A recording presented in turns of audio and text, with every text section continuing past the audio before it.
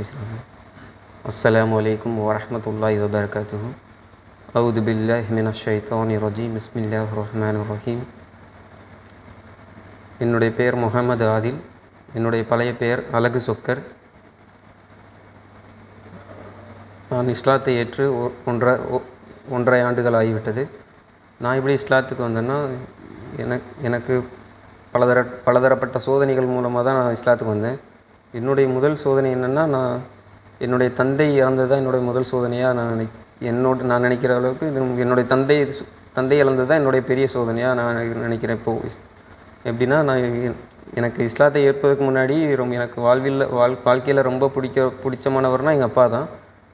அவரோட இழப்பு தான் எனக்கு ஒரு நாத்திகவாதியாக கொண்டு போச்சு. எப்படின்னா, ஒரு சிவனடியாராக இருந்தார். சிவனடியாக இருக்கும்போது அவர் கிட்னி ஃபெயிலியர் ஆகிடுச்சு. உடல்நிலை சரியில்லாமல் ஒரு டயாலிசிஸ் போட்டு ரெண்டு வருடங்கள் டயாலிசிஸ் போட்டிருந்தார். டயாலிசிஸ் போட்டிருக்கும்போது எங்கள் ஃபேமிலி வந்து ஒரு பூசாரி வீட்டு குடும்பம். அதனால தான் எங்கள் அப்பா உடம்பு சரியில்லாத காரணத்தினால அந்த பூசாரித்தனம் அப்படின்ற இதை எங்கள் தாத்தாவும் கொஞ்சம் வயசானவர். அதனால் எங்கள் அப்பாவுக்கு உடம்பு சரியில்லாதனால என்ன அங்கே போய் பிள்ளையார் கோவிலில் போய் இது பண்ணு, அங்கே வர்றவங்களுக்கு ஆரத்தை இது பண்ணு, ஆராதனை பண்ணு, அந்த மாதிரி பண்ண மாதிரி சொன்னாங்க.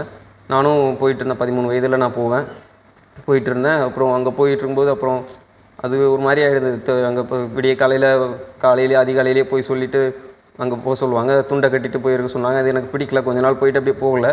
அப்புறம் அப்பா இறக்குறதுக்கு ஒரு 2 நாளைக்கு முன்னாடி ரொம்ப அப்பா உடம்பு சரியில்லாமல் மழை நேரம், அந்த நேரம் ரொம்ப உடம்பு சரியில்லை. இன்னுமே அந்த ஞாபகம் எனக்கு அப்படியே இருக்குது. ரொம்ப மழை பெஞ்சிட்டு இருந்தது. அப்போது அப்பா சொன்னார், எல்லா ஃபோட்டோவிலையும் போய் இது பண்ணிவிட்டு சாமி கும்பிட்டு எனக்கு விபூதி போட்டு விடுங்க, நான் அவருக்கு தெரிஞ்சிருச்சு. அவருக்கு ரொம்ப ஒரு மாதிரியா கிரிட்டிக்கல் சுச்சுவேஷனில் இருந்தார். அப்போவே தெரிஞ்சிருச்சு நான் ஏதோ ஆகிடுவேன் போல அப்படின்ற மாதிரி. அதான் எங்கள் அக்கா தங்கச்சி எல்லாருக்குமே விபூதி போட சொன்னார். நாங்களும் அன்றைக்கி கட்டில் படுத்துருக்கும்போது அப்படியே விபூதி போட்டு விட்டோம். அன்றைக்கி அப்புறம் ரொம்ப சீரியஸாக இருக்குது, ஆஸ்பத்திரியில் கூட்டு போகணுன்ட்டு எங்கள் அம்மாவோட தாய் மாமா அவரும் போய் 2 பேரும் அம்மாவும் அவரும் கூட்டு போயிட்டாங்க. ஆட்டோவில் கூட்டு போயிட்டாங்க. அப்புறம் மறுநாள் நாங்கள் அக்கா தங்கச்சி நானும் 3 பேர் மட்டும் வீட்டில் தூங்கிட்டோம். மறுநாள் காலையில் ஒரு 6 மணி இருக்கும், ஆம்புலன்ஸ் சவுண்டு கேட்குது. திடீர்னு ஆம்புலன்ஸ் சவுண்டு கேட்குது. என்னென்னு பார்த்தா அப்பாவை கொண்டு வராங்க. ஏதோ தூங்கி இருக்கிற மாதிரி தான் வந்து படுத்துருக்கிறாரு. இன்னுமே அது கண்ணுக்குள்ளே அப்படியே இருக்குது. அந்த ஆம்புலன்ஸில் அவரை கொண்டு வந்து வச்சது இன்னுமே எனக்கு அப்படியே இருக்குது. அன்னைக்கு நடந்தது இன்னுமே அதான் என்ன பண்ணுறாரு அப்போ ஒன்றுமே புரியல எனக்கு. இப்போ 14 வயசு, படுத்துருக்கிற மாதிரி தான் அப்படியே படுத்துருக்கிறாரு. ஒன்றுமே சரி அப்படியே ஒரு மாதிரி எனக்கு என்ன பண்ண அந்த தங்கச்சி எல்லாம் அழுதுகிட்டு இருக்காங்க. நான் அப்பா தலைக்கு பக்கத்தில் அப்படியே உட்காந்துக்கிட்டே இருக்கிறேன். எனக்கு ஒரு மாதிரி அப்போ இருந்தே ஒரு மாதிரியாக இருந்தது. அப்புறம் தான் அப்போவுமே அவர் கையில் ஒரு சிவன், எங்கள் ஊர் பக்கத்தில் ஒரு சாய்ந்த மாதிரி ஒரு சதுரகிரின்னு சொல்லுவாங்க, அந்த சிவன் லிங்க ஃபோட்டோ பாக்கெட்லேயே வச்சுருக்காரு. அந்த ஃபோட்டோவை எடுத்து வச்சுருந்தார். சிவன் மேலே அவர் நம்பிக்கை வச்சுருந்தார், காப்பாற்றுவார்னு பாக்கெட்டில் வச்சுட்டே போனார் ஆஸ்பத்திரிக்கு. அந்த மாதிரி அப்புறம் அந்த சிவனை பார்த்தா பாக்கெட்லேயே வச்சுருக்காரு, ஏன் காப்பாற்றலை அப்படின்ற ஒரு உணர்வு எனக்கு அப்போ தோணுச்சு. அப்போ நான் 9th ஸ்டாண்டர்ட் தான் படிச்சுட்டு இருந்தேன். அப்புறம் காலங்கள் போச்சு. அப்புறம் 10th போனேன். 10th போயிட்டு இருக்கும்போது அம்மாவால் ஒரு அக்கா தங்கச்சி இருக்கிறதுனால அம்மா ஒரு ஆளாக ஃபேமிலியை ரன் பண்ண முடியல. ரொம்ப கஷ்டப்படுற குடும்பமாக இருந்தோம். அப்புறம் தான்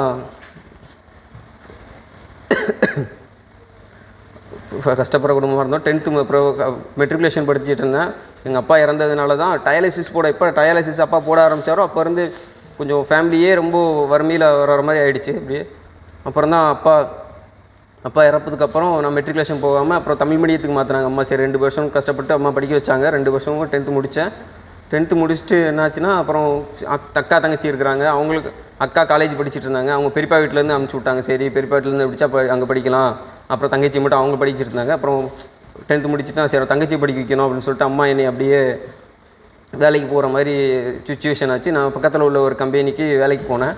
அங்கே வேலைக்கு போயிட்டே இருந்தேன். அப்புறம் 10th எனக்கு நல்லா படிச்சுட்டு இருந்தேன். என்னோட கீழே எடுத்த மாதிரி பசங்களாம் கொஞ்சம் வேலைக்கு போயிட்டுருப்பாங்க. இப்போ ஒர்க்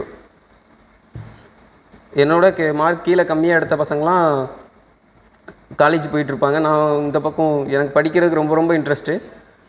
என்னோட மார்க் அதிகமாக எடுத்த பசங்களாம் வேலைக்கு போயிட்டு இருந்தாங்க.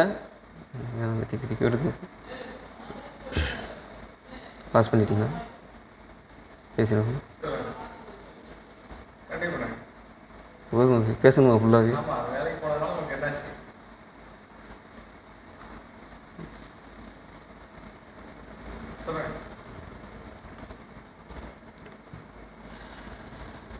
என்னை விட மார்க்கு கம்மியாக எடுத்த பசங்களாம் படிக்க போயிட்டு இருந்தாங்க. நான் மட்டும் மார்க் கம்மியாக எடுத்தேன். அதிகமாக எடுத்து கொஞ்சம் என்னோட அவங்களோட மார்க் அதிகமாக எடுத்தேன். ஆனால் நான் வேலைக்கு போயிட்டு இருக்கும்போது எனக்கு ஒரு தாழ்வு மனப்பான்மையை ஏற்படுத்துச்சு. அப்படியே இப்போ வேலைக்கு போயிட்டு இருக்கும்போது, ஏன்னா எங்கள் ஊர்லேருந்து ஒரு 2 கிலோமீட்டர் தள்ளி தான் அந்த ஒர்க் பண்ணுற கம்பெனி. என்கிட்ட சைக்கிள் இருந்தது. அது தங்கச்சி எட்டு போயிடுவாங்க, ஸ்கூலுக்கு எட்டு போயிடுவாங்க. அம்மா நீ நடந்து போ அப்படின்ற மாதிரி சொல்லிடுவாங்க. அவங்க தங்கச்சி சைக்கிளில் போயிடுவாங்க. எனக்கு நடந்து போகும்போது எதிர்த்தாப்புல வர ஸ்கூலில் ஸ்கூல் போகிற என் கூட படித்த பசங்களாம் சைக்கிளில் போயிட்டுருப்பாங்க. அதை பார்க்கும்போது எனக்கு அப்படியே ஒரு மாதிரியாக ஃபீல் ஆச்சு. ஒரு மாதிரியாக தலையை குனிஞ்சிட்டு கூட இன்னுமே ஞாபகம் இருக்குது. அந்த இதெல்லாம் ஒரு இவ்வளோ ஆண்டுகள் ஆகிடுச்சு, ஆனால் இன்னுமே அது ஞாபகம் இருக்குது. அப்படியே போயிட்டுருப்பேன். அப்படி போயிட்டு இருக்கும்போது அப்புறம் எனக்கு அது ஒரு தாழ்வு மனப்பான்மையாக ரொம்ப என்னை பாதிச்சது.